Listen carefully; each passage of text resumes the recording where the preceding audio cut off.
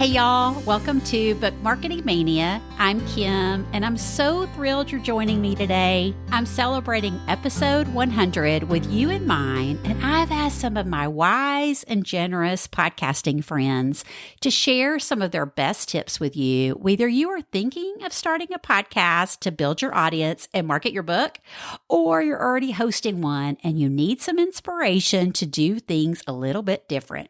Remember, it's your show. You get to do it the way you want to. Amen to that, right? And y'all know podcasting as a host or a guest is my favorite way to build an audience and market your book. So I was so happy when I reached out to some of my friends and asked them for tips. And everyone was like, yes, of course, I would love to help you celebrate 100 episodes.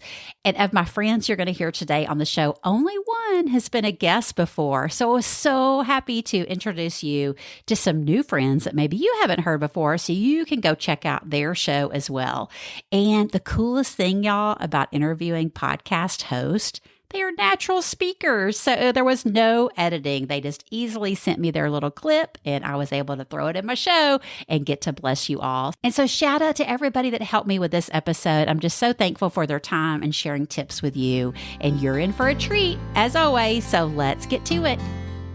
First up is my friend Billy Jouse, host of the Family Room podcast, where she shares about leaving behind what's holding us back and moving forward in our faith, family, and friends.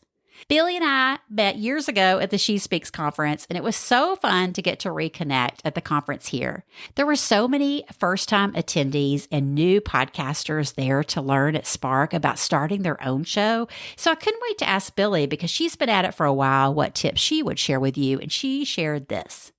Hey, I'm Billy Jouse, and I am the host of the Family Room podcast.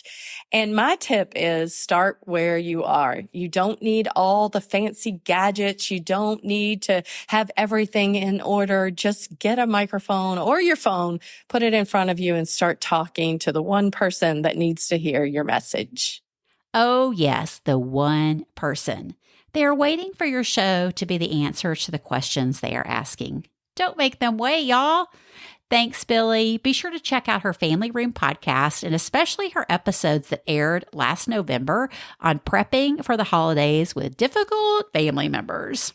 Maybe somebody needs to hear that. Next up is my sweet friend Melinda Patrick, host of the Bridge Between Us podcast, bridging the gap between parents, the church, and the LGBTQ community.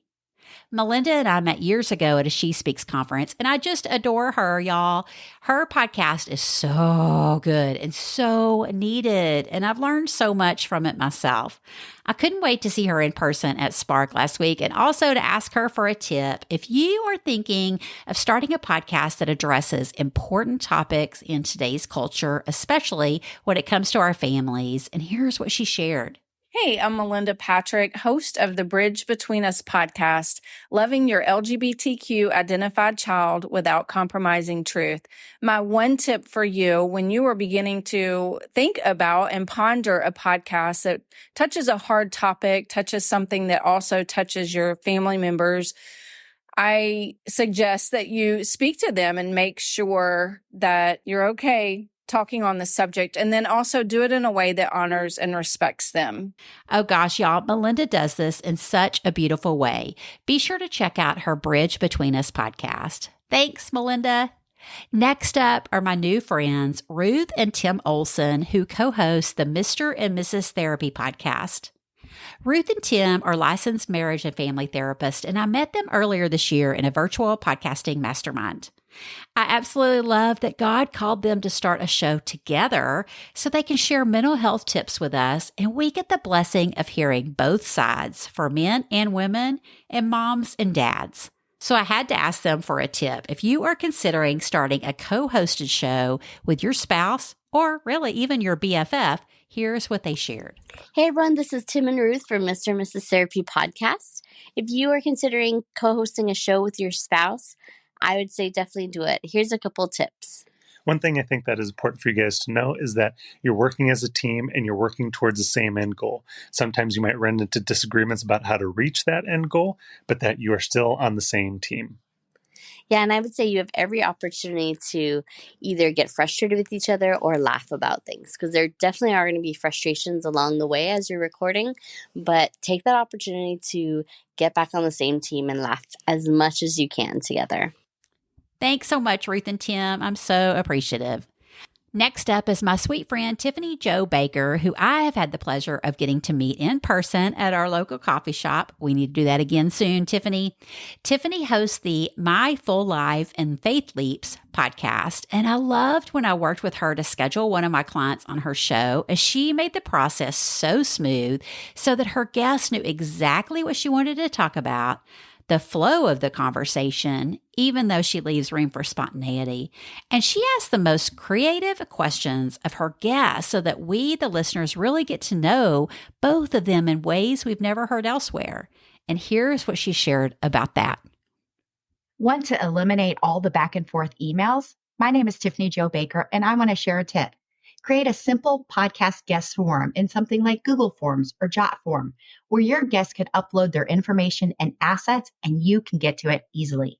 And guests, want to stop recreating the wheel every time you need to submit information? Keep it in one safe place, like a Trello board. So every time you need it, you can copy and paste your bio and information easily. Oh, y'all, I can't emphasize enough how valuable a guest form is. It will save you tons of time as a host receiving incoming requests and saving your info like she shared. Oh gosh, especially those creative questions that she asked of my client. I was able to turn around and use some of those answers to create new pitch topics. So it's really cool. Just be creative, y'all, and maximize what you have. Thanks, Tiffany, for that tip. So next up is my friend Rachel G. Scott, host of the Taking the Leap podcast, where she interviews guests about the bold leaps of faith they are taking in their personal and professional lives. I met Rachel at the Spark 22 conference, and she is such a delight, and I couldn't wait to ask her to share a tip for y'all on managing your time as a host of an interview podcast. And here's what she shared. Hey there, Rachel G. Scott here of the Taking the Leap podcast, and I want to share a quick tip with you that I've learned in podcasting. I have a guest-driven podcast, and one of the most powerful things that I learned to do early on was not to spend the whole month podcasting. But what I do instead is I take 1 week out of the month, I pick 3 to 4 days, and then I have my guest schedule on those 3 to 4 days, which tends to be about 4 guests a day. And what that does is that opens up the whole rest of the month for me to do everything else, but my season is all wrapped up in those 3 to 4 days. So I want to encourage you to maximize your time by minimizing your availability with podcasting.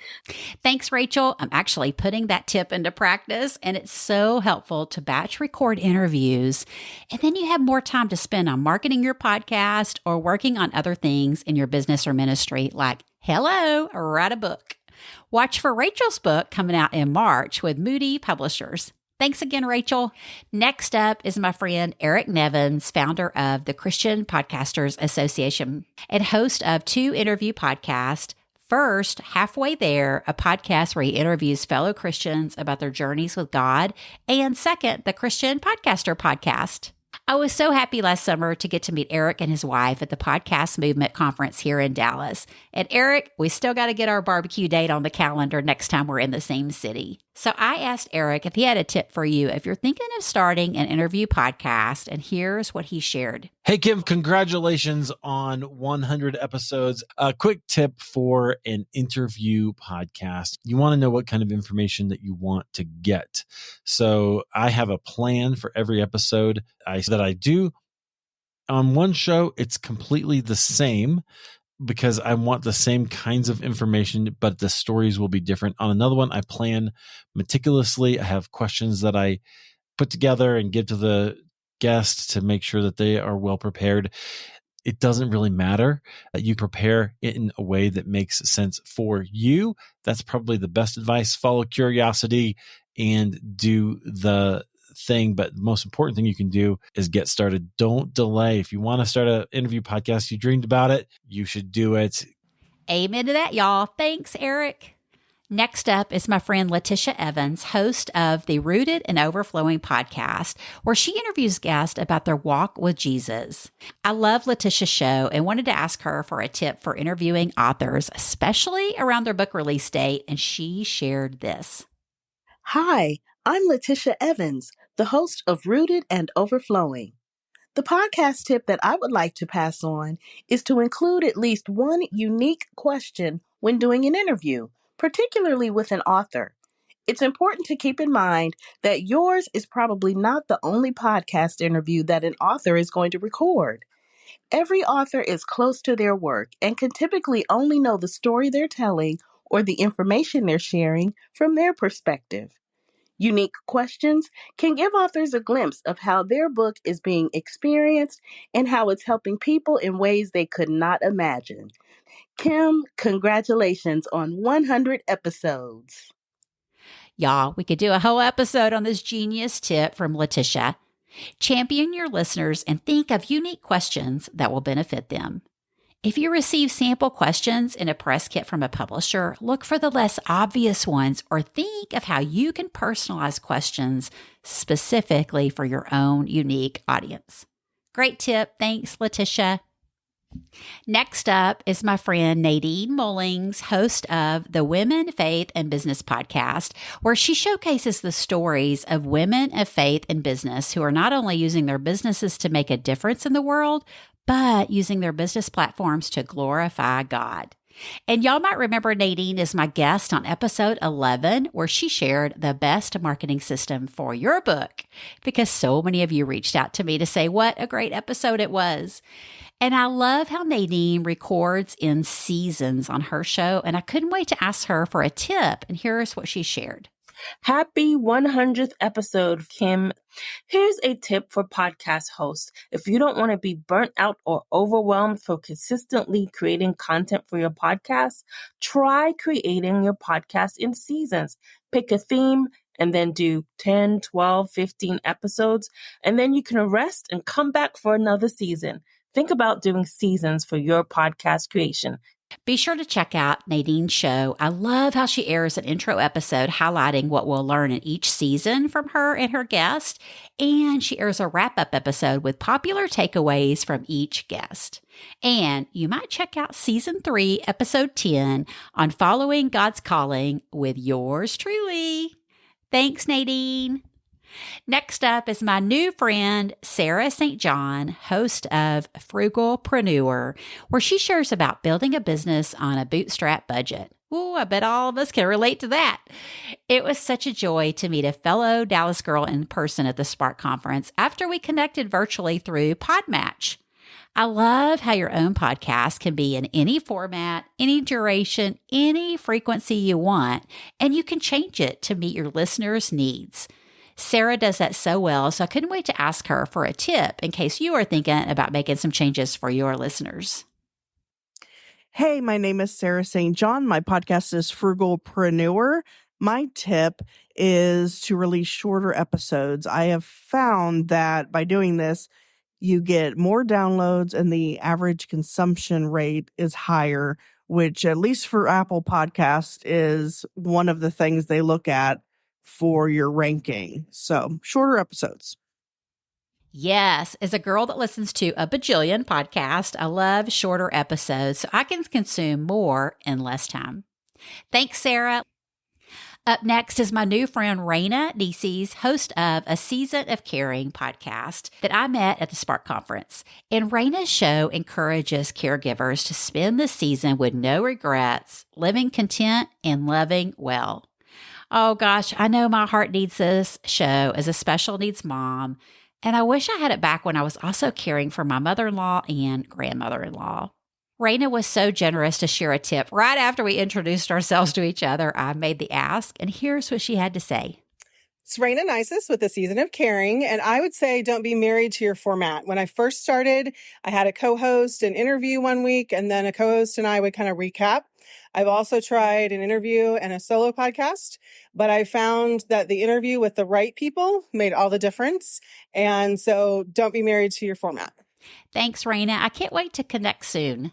Next up is my friend Kent Sanders, host of The Daily Writer Show, which is a daily podcast. Yes, Kent releases episodes 7 days a week. Some are super short, yet packed with a punch of goodness you can take action on right away.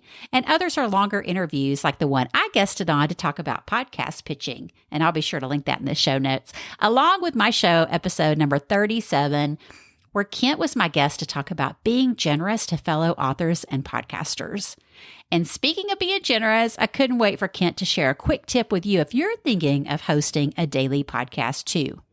Hi, this is Kent Sanders, host of the Daily Writer Podcast, soon to be called the Profitable Writer Podcast. If you're considering starting a daily show, I recommend that you write and record your podcast in batches. Every other Thursday, I take a few hours to write and record episodes for the next 2 weeks. It takes a lot less time to create the show in batches than it does working on it every single day. So give this tip a try, and I think you're going to find it's much easier to stick with the daily show over the long haul. Thanks, Kent. You're the best, and I'm so thrilled to hear about the new name coming and what's in store for your podcast. Next up is my friend Michelle Grosser, host of the Calm Mom podcast, where she guides ambitious women through anxiety, overwhelm, and burnout. Anybody else here for that? Michelle and I met virtually in the same podcasting mastermind, and we're in a small group together with Ruth and Tim that y'all heard before, and with Lissa Figgins of Redeem Her Time podcast, who you heard as a guest on episode 74. And I wanted to ask Michelle for a tip for you. If you are working full-time and waiting for the right time to start your show, here's what she shared. Hi, my name is Michelle Grosser. I am the host of the Call Mom podcast, and I started the podcast while practicing as a full-time attorney. My best advice for those of you wanting to start a podcast while you're still working in your career is to allow yourself to do it messy. Just get started. Take that first step. Everything doesn't have to be perfect. Don't overthink it. Don't over-edit it. Just get started. That's such great advice. Thank you so much, Michelle. Then next up is my sweet friend, Monica Swanson, host of The Monica Swanson Show, formerly known as The Boy Mom Show, where she shares encouragement for raising amazing kids and building strong families. I haven't yet met Monica in person, and visiting Hawaii is definitely back on my bucket list, so I hope I get to hug her neck one day. One of the things I absolutely love about Monica's show is that she has interviewed her 4 boys on there multiple times. Yes, y'all, 4 boys. I can't even handle the 2 I've got. So I couldn't wait to ask her for tips if you are thinking of interviewing your own children on your show, and she shared this.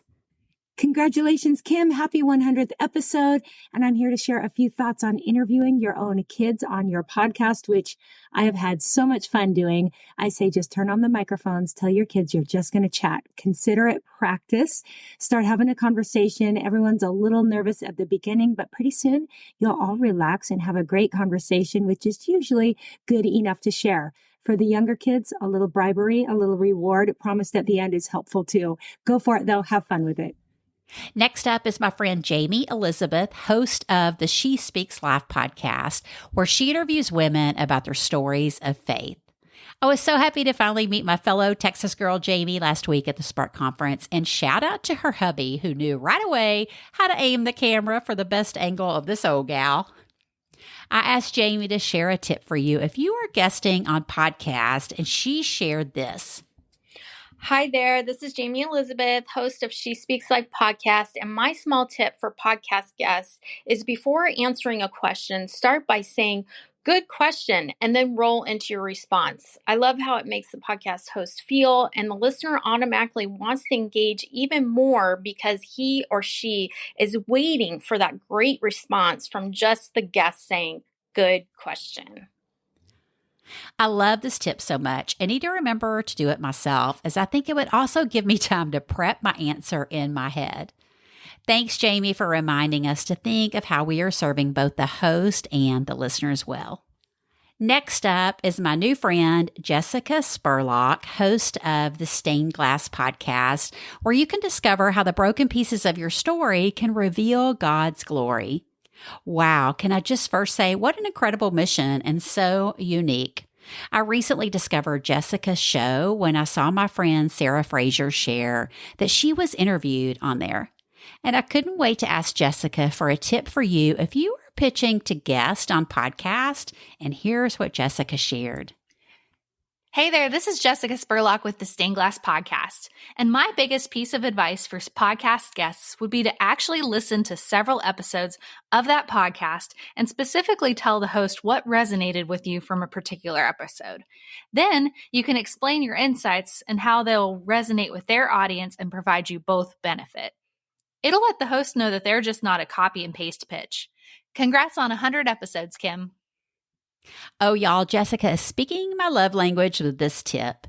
Be sure to check out her Stained Glass podcast as she interviews fascinating guests and shares solo episodes too. Thanks, Jessica.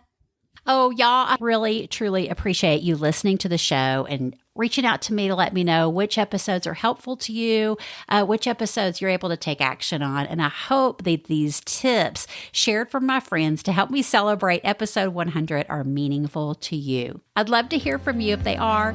So thanks for tuning in and celebrating with me today. And as always, I'll be there for you next time to help you build your audience and market your book one podcast at a time. See you then.